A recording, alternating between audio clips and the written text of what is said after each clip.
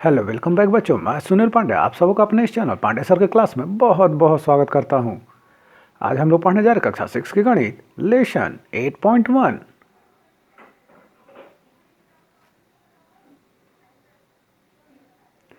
तो आइए शुरू करते हैं। और जैसा कि हम लोग देख रहे हैं, इस एक्सरसाइज में निम्नलिखित सवाल दिए गए हैं जिसे कि हम लोग एक एक कर हल करेंगे। तो पहला नंबर में है, निम्न के लिए दी गई सारणी में संख्याएं लिखिए। तो जैसा कि यहाँ पर सारणी बनाई गई है और ऊपर में कुछ चित्र दिए गए हैं, तो यहाँ हम दाएं वाले स्थान पर देख रहे हैं कि दो लाइन है जिसमें छोटे छोटे 10 डब्बे बने हुए हैं। तो इसे हम इस सारणी में भरेंगे। सैकड़ा वाले स्थान पर कुछ नहीं होगा, दहाई वाले स्थान पर 2, इकाई वाले स्थान पर जैसा कि हम देख रहे हैं 1 है, तो उस जगह पर हम 1 भरेंगे। और दशांश वाले स्थान पर हम देख रहे हैं 3 बक्से हैं, तो दशांश वाले स्थान पर हम 3 डालेंगे। इसी प्रकार दूसरे नंबर सवाल में जैसा कि हम लोग देख रहे हैं, सैकड़ा वाले स्थान पर यह 1 यूनिट दिया हुआ है जिसे कि 100 भागों में बांटा गया है। तो हम यहाँ सारणी में सैकड़ा वाले स्थान पर 1 लिखेंगे। दहाई वाले स्थान पर भी हम एक लाइन देख रहे हैं जिसमें 10 डब्बे बने हुए हैं, तो दहाई वाले स्थान पर हम 1 लिखेंगे। और दशांश वाले स्थान पर हम 3 लिखेंगे। यहाँ जो इकाई का बक्सा छूट रहा है, स्थान छूट रहा है, उस जगह पर हम 0 दे देंगे।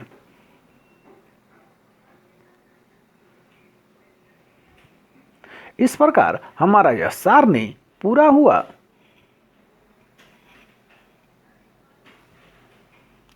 दूसरे नंबर का सवाल है, निम्न दशमलव संख्याओं का स्थानीय मान सारणी में लिखिए।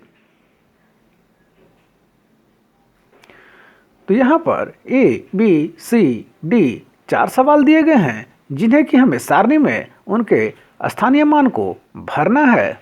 तो यह रहा सारणी और इसमें हमें दिए गए संख्याओं के स्थानीय मान को भरना है। तो A नंबर में है 0.4। यहाँ पर हम देख रहे हैं इकाई के स्थान पर 0 है और दशांश के स्थान पर 4 है, तो हम 4 को दशांश वाले स्थान पर भर देंगे। B नंबर में जैसा कि हम लोग देख रहे हैं कि दहाई के स्थान पर 1 है, इकाई के स्थान पर 7 है और दशांश के स्थान पर 3 है, तो हम उसे भर देते हैं। C नंबर में है 10.5। तो यहाँ दहाई के स्थान पर 1 है, इकाई के स्थान पर 0 है और दशांश के स्थान पर 5 है। D नंबर में है 206.8। यहाँ हम देख रहे हैं कि सैकड़े के स्थान पर 2 है, दहाई के स्थान पर 0 है और इकाई के स्थान पर 6 है और दशांश के स्थान पर 8 है। तो उसे हम सारणी में इस प्रकार लिख देते हैं और हमारा सारणी पूरा हुआ।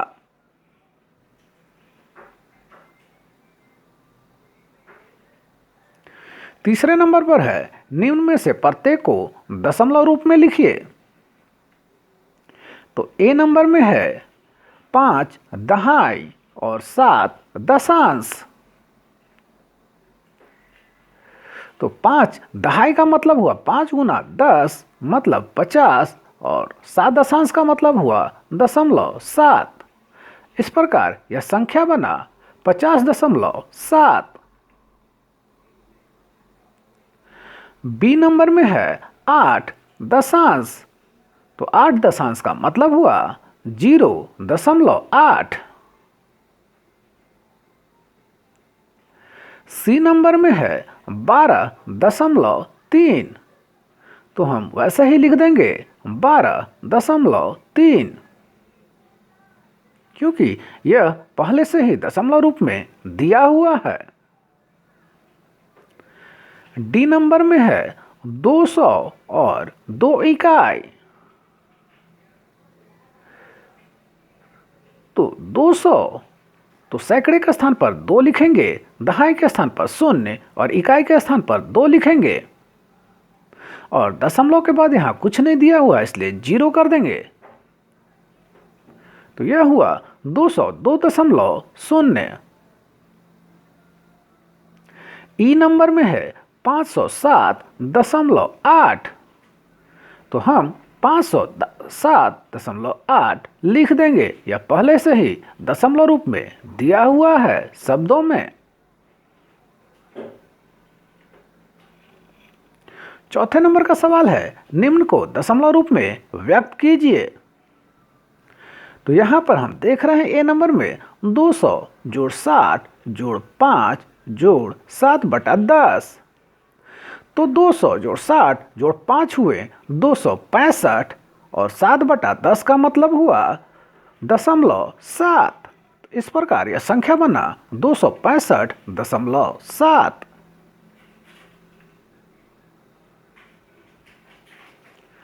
बी नंबर में है 70 जोड़ 8 जोड़ 8/10, तो 70 जोड़ 8 हुए 78, और 8/10 का मतलब हुआ 0.8, तो यह संख्या बना 78.8।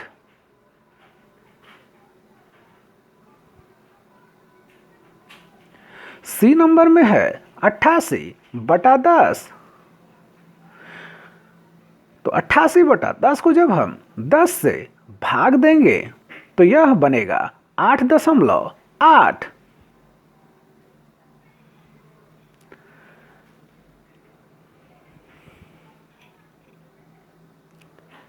डी नंबर में है 4.2/10, तो जब हम इसे हम मिश्रित भिन्न से साधारण भिन्न में बदलेंगे तो यह बनेगा 42/10, और जब इसे 10 से भाग दे देंगे तो बनेगा 4.2। अथवा इसे हम ऐसे भी कह सकते हैं 4 जोड़ 2/10, मतलब 4 और 0.2 जोड़ देंगे तो यह बना 4.2। ई नंबर में है 3/2, इसे हमें दशमलव रूप में बदलने के लिए इसके हर को 10 में बदलना पड़ेगा, तो इसके लिए हमें 2 को 5 से गुना करना पड़ेगा। तो हम इसके अंश में भी 5 से गुना कर देते हैं, तो इस प्रकार यह नया भिन्न जो बना, जो समतुल्य होगा वह है 15/10।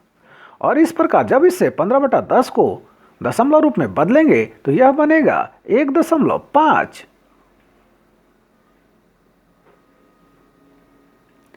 एफ में है 12/5, यहां भी हर 5 है, तो हमें पहले 5 को 10 में बदलना पड़ेगा। तो 5 को 10 में बदलने के लिए हमें उसमें 2 से गुना करना पड़ेगा, तो हम इसके अंश में भी 2 से गुना कर देते हैं ताकि समतुल्य भिन्न प्राप्त हो सके। इस प्रकार नया जो भिन्न प्राप्त हुआ समतुल्य भिन्न वह है 24/10, और जब इसे दशमलव रूप में बदलेंगे तो यह बनेगा 2.4।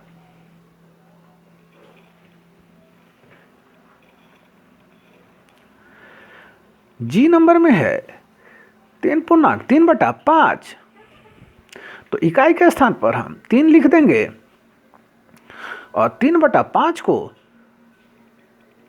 हम इसके हर को 10 में बदलने के लिए 2 से गुना करते हैं, तो इसके अंश में भी 2 से गुना कर देते हैं। इस प्रकार नया भिन्न यह बना 36/10।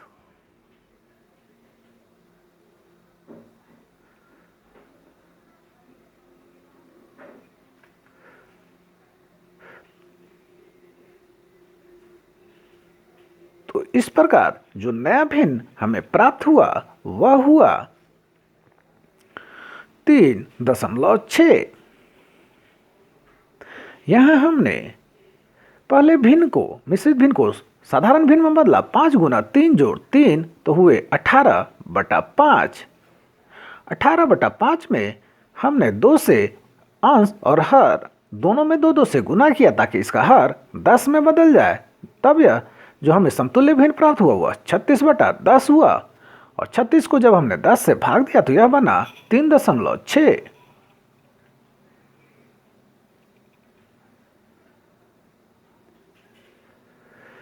यहाँ है 4.1/2। तो मिश्रित भिन्न से इसे साधारण भिन्न में बदलने के लिए इसे हम 2 गुना 4 जोड़ 1 लिखेंगे तो वह होगा 8 जोड़ 1 9/2।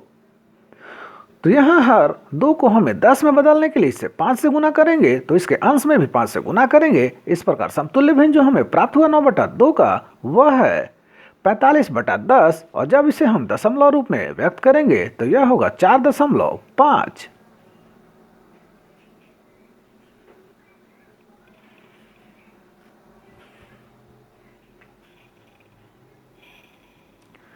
अगला सवाल है निम्न दशमलव संख्याओं को भिन्न के रूप में लिखकर न्यूनतम अथवा सरलतम रूप में बदलिए। तो ए नंबर में है 0.6। यहाँ हम 0.6 का दशमलव जब हटाएंगे तो नीचे 1 लिखेंगे और दशमलव के बाद जितने अंक रहते हैं उतना ही शून्य नीचे हम बैठा देते हैं। तो यहाँ दशमलव हटाने के बाद नीचे हम 1 लिखे और दशमलव के बाद चूंकि एक ही अंक है वह है 6 तो इसके लिए हम 1 0 1 के बगल में लिख दिए। इस प्रकार जो नीचे जो संख्या बना हुआ 10। तो यह भिन्न बना 6/10। इसे अब सरलतम रूप में लाने के लिए इसके कॉमन फैक्टर को हटा देते हैं।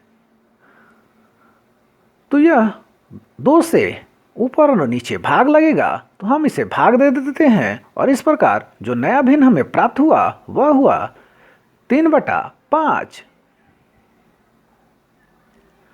बी नंबर में है 2.5। तो 2.5 के दशमलव को हटाएंगे तो नीचे 1 लिखेंगे और दशमलव के बाद एक अंक है तो हम 1 0 भी नीचे 1 के बगल में लिख देते हैं। इस प्रकार जो भिन्न हमें प्राप्त हुआ वह हुआ 25/10। अब इसके कॉमन फैक्टर को हटाएंगे। ध्यान से देखें तो यह 5 से ऊपर और नीचे भाग लगेगा तो हम इसे भाग दे देते हैं। इस प्रकार जो नया भिन्न हमें प्राप्त हुआ वह हुआ 5/2।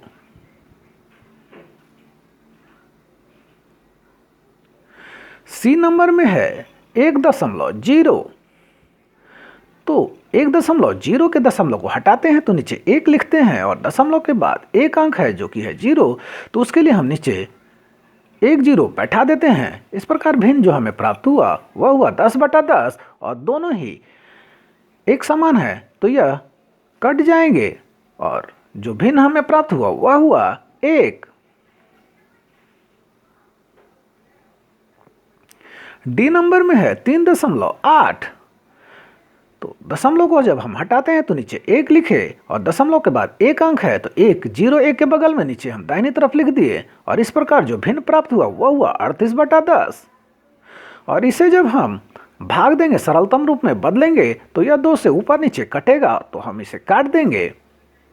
इस प्रकार जो भिन्न हमें प्राप्त हुआ वह हुआ 19/5।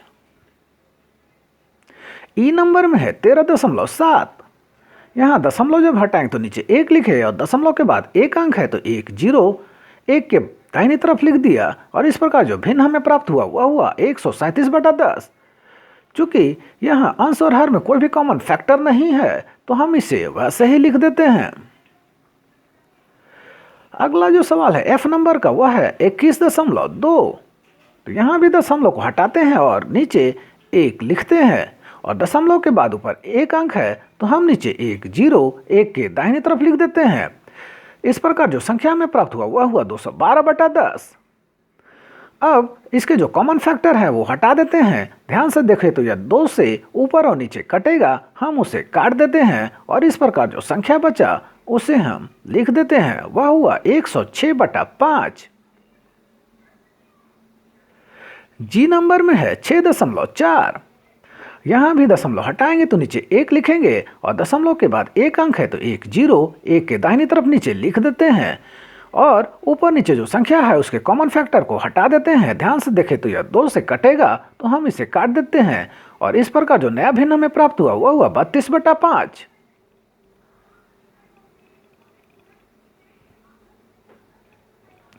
अगला सवाल है, निम्न को संख्या रेखा पर दर्शाइए। तो ए नंबर में है 0.4।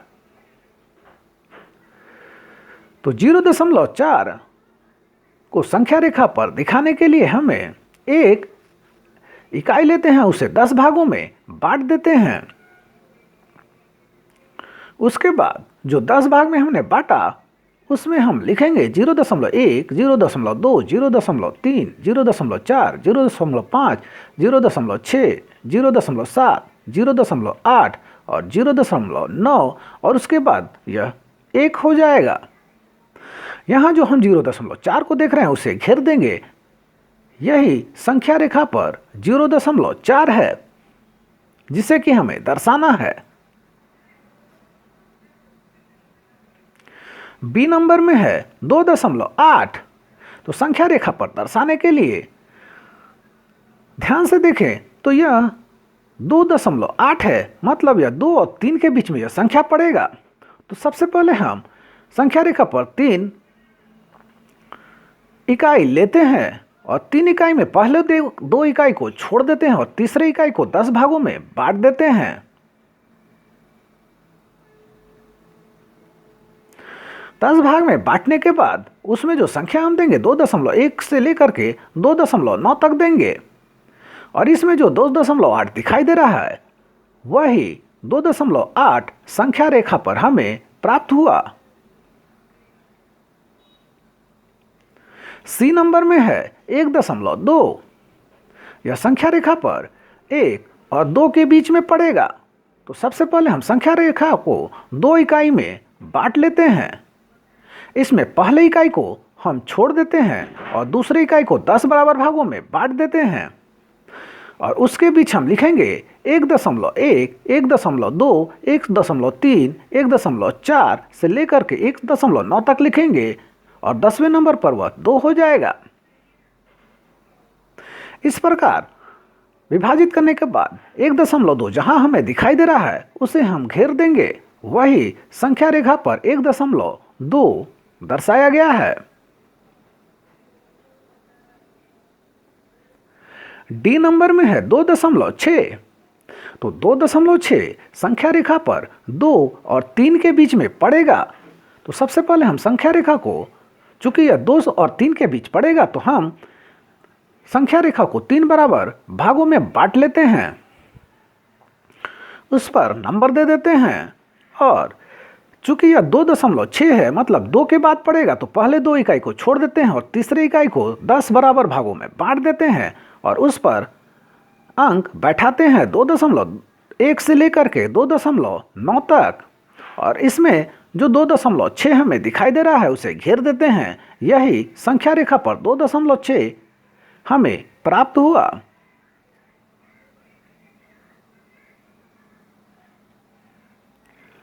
अगला सवाल है, संख्या रेखा पर किन 2 पूर्ण संख्याओं के बीच निम्न संख्याएं स्थित हैं और इनमें से कौन सी पूर्ण संख्या दी हुई दशमलव संख्या के अधिक निकट है। तो ए नंबर में है 0.7।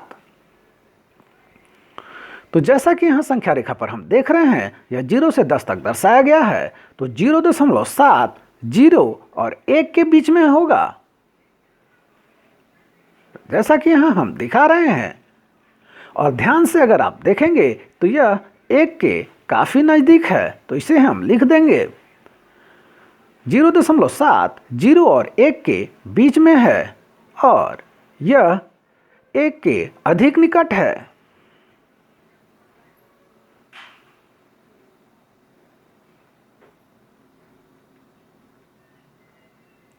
बी नंबर में है 2.5। तो जैसा कि हम 2.5 को देख रहे हैं, यह 2 और 3 के बीच में पड़ेगा, लगभग बीचों बीच। तो हम इसे लिखेंगे 2.5 2 और 3 के बीच में पड़ेगा, साथ ही यह 2 और 3 के बराबर निकट है।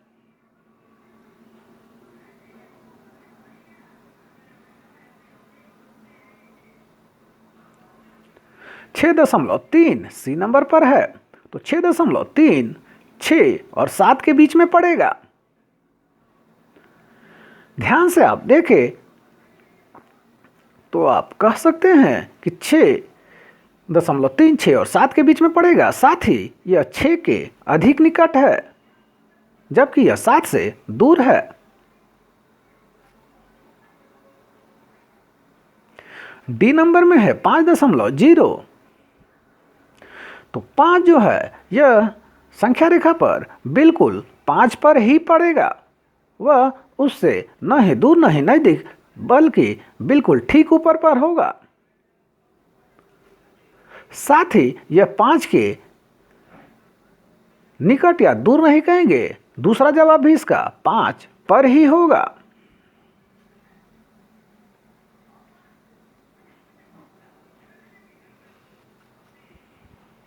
ई नंबर में है 1.0। तो यह संख्या रेखा पर ठीक 1 पर ही पड़ेगा, और इसे हम नज़दीक नहीं कह सकते क्योंकि यह ठीक 1 के ऊपर है, तो हम इसे दूसरा जवाब भी कहेंगे, यह 1 पर ही है।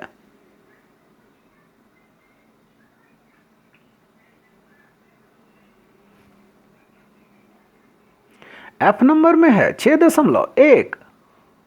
तो 6.1 संख्या रेखा पर 6 और 7 के बीच में पड़ेगा।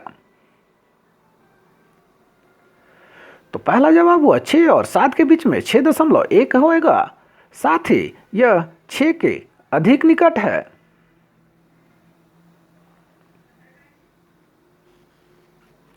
अगला सवाल है, दी हुई संख्या रेखा पर स्थित ABCDE बिंदुओं के लिए दशमलव संख्या लिखे और आरोही क्रम में सजाएं।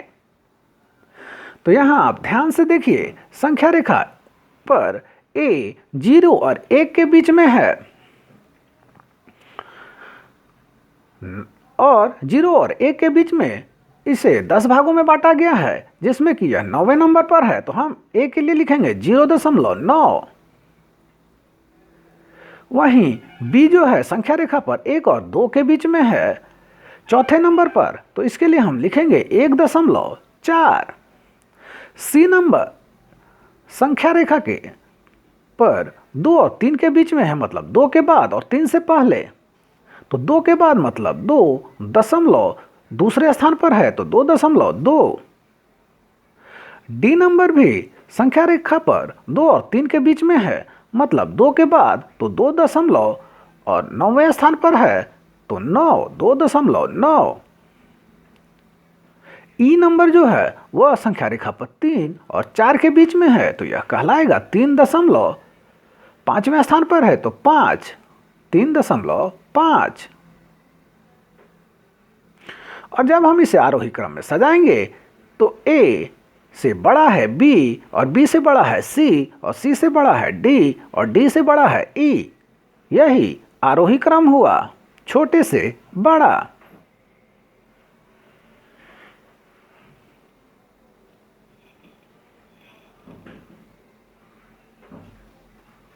दसवें नंबर पर है A, रघु की कॉपी की लंबाई 8 सेंटीमीटर 6 मिलीमीटर है, तो सेंटीमीटर में इसकी लंबाई क्या होगी? तो रघु की कॉपी की लंबाई सेंटीमीटर में होगा 8.6, क्योंकि 8 जो है पहले से ही सेंटीमीटर में दिया हुआ है, और जब 6 मिलीमीटर को सेंटीमीटर में बदलेंगे तो यह होगा 0.6, तो यह संख्या बना 8.6 सेंटीमीटर। बी नंबर में है, एक छोटे पौधे की लंबाई 75 मिलीमीटर है, इसकी लंबाई सेंटीमीटर में व्यक्त कीजिए। तो पौधे की लंबाई सेंटीमीटर में होगा। चूंकि 10 मिलीमीटर का 1 सेंटीमीटर होता है, तो यहां पर जब 10 से 75 को हम भाग देंगे तो यह बनेगा 7.5 सेंटीमीटर।